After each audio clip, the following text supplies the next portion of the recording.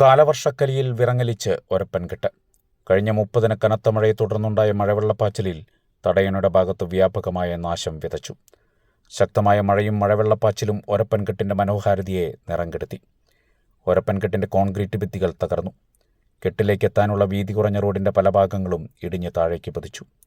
കൂറ്റൻ മരങ്ങൾ കടപുഴകി വീണു. തെങ്ങുകളും കടപുഴകി വീണു. കൂറ്റൻ പാറക്കല്ലുകൾ വെള്ളത്തിനൊപ്പം ഒലിച്ച് താഴേക്ക് പതിച്ചു. പാറയിൽ നിന്ന് അടർന്ന കൽപ്പാളികളും താഴേക്ക് പതിച്ചിട്ടുണ്ട്. അന്നേ ദിവസം ഭീകരമായ അന്തരീക്ഷമായിരുന്നു എന്ന് പ്രദേശവാസിയായ വേശു പറയുന്നു. എന്നാൽ ഒരപ്പൻകെട്ടിനെ സംസ്ഥാനത്തെ അറിയപ്പെടുന്ന ടൂറിസം കേന്ദ്രമാക്കി മാറ്റുന്നതിനുള്ള നടപടികളുമായി സംസ്ഥാന സർക്കാർ മുന്നോട്ട് വന്നിരിക്കുകയാണ്. 5 കോടി രൂപയുടെ ആദ്യഘട്ട നിർമ്മാണ പ്രവർത്തനങ്ങളുടെ അനുമതി ലഭിച്ചതായി മന്ത്രി കെ രാജൻ അറിയിച്ചിട്ടുണ്ട്. ഒരപ്പൻകെട്ടിലേക്ക് വരുന്ന വിനോദസഞ്ചാരികൾ അതീവ ജാഗ്രത പുലർത്തേണ്ടത് അത്യാവശ്യമാണ്.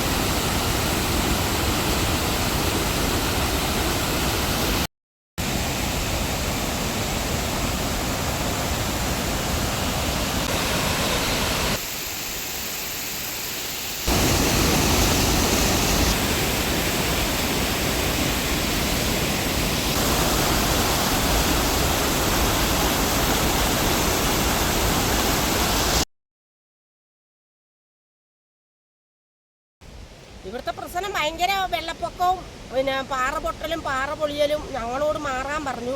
ഞങ്ങൾ പിന്നെ മാറിയില്ല. ഞങ്ങൾക്ക് പിന്നെ ഇനി എപ്പോഴും വലിയ മാറലല്ലേ പരിപാടി എന്ന് പറഞ്ഞിട്ട് ഞങ്ങളൊന്നും പോയില്ല. പള്ളി പൊളിച്ചങ്ങോട്ട് വന്നില്ല. ഇവിടെ ഒന്നും നിൽക്കാൻ പറ്റില്ല. ഈ ചാലൊക്കെ എവിടം വരെ എത്തി.